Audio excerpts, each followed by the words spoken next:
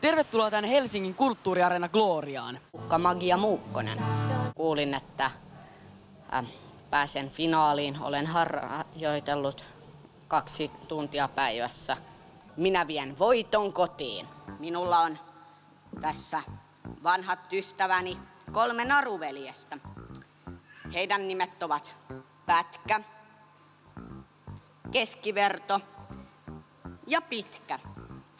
No, näillä oli riita, sillä he eivät voineet sietää erilaisuutta. Ja niin kuin huomaatte, nämä ovat täysin erilaisia. No, nämä menivät hyvän velhon luokse, joka käski heidän pistää jalat pään viereen illalla, kun he menevät nukkumaan.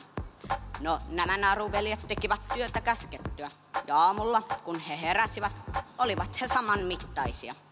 Mutta nytten heille tuli riita, sillä he eivät kerta kaikkiaan tunnistaneet toisiaan. No, nämä naruveljet menivät uudestaan hyvän velhon luokse, mutta siellä ei ollutkaan hyvä velho, vaan hyvän velhon oppipoika, joka ei voinut sietää tällaisia kinoja. No, tämä oppipoika solmi heidät sen takia solmuun, jolloinka naruveljille tuli kina siitä, kuka saa avata solmut ensin. Ja siitä vasta oppipoika kiivastuikin ja lennätti heidät suoraan päätä kotiin. Näin. No, kun he heräsivät, ihmettelivät, mitä oli tapahtunut. No, nämä menivät nytten solmun avaajalle, joka avasi heidän solmut, koska eivät itse pystyneet. Mutta ei silti kaikkia, sillä jopa oppipoika oli niin hyvä, että hänen taikojaan ei rikota. Sitten tuli yöllä hyvä velho korjaamaan virheet. Otti taikasuolaa, ripotteli sitä narujen päälle. Pieni puhallus. Näin. Ja siitä tuli yksi pitkä naru.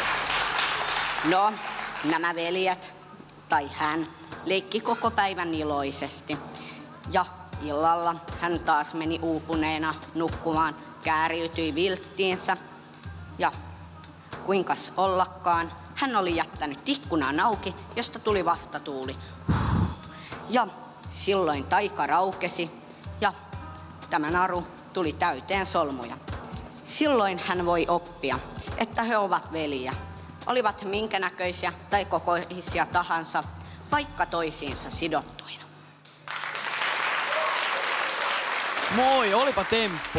Onko sulla veljiä? On, minulla on pikkuveli. Haluaisitko sitoa sen ittees kiinni? No joo, en ehkä.